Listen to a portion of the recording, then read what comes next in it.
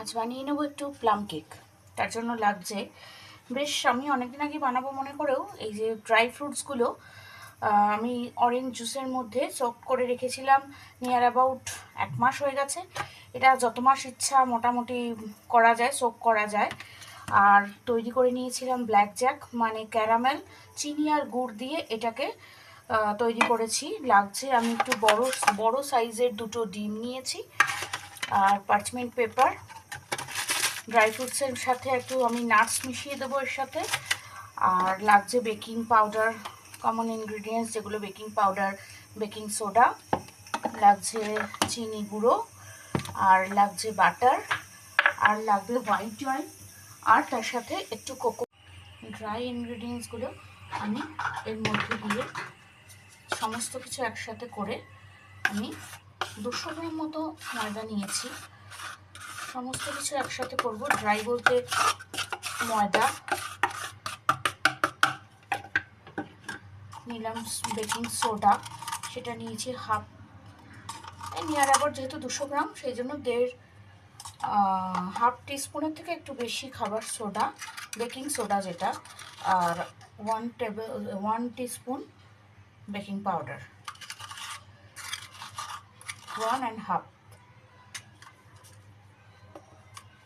আর নিয়ে নেব অবভিয়াসলি হচ্ছে কোকো পাউডার। এটা measurement 1 table spoon, 2 table spoon cocoa powder.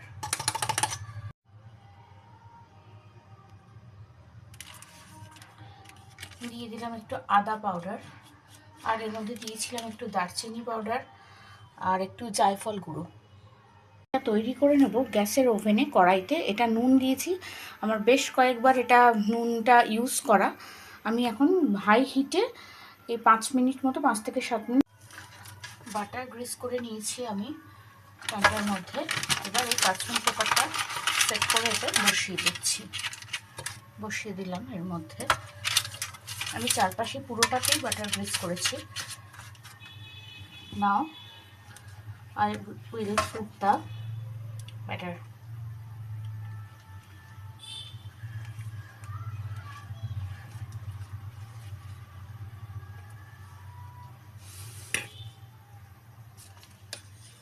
Batter is ready to go.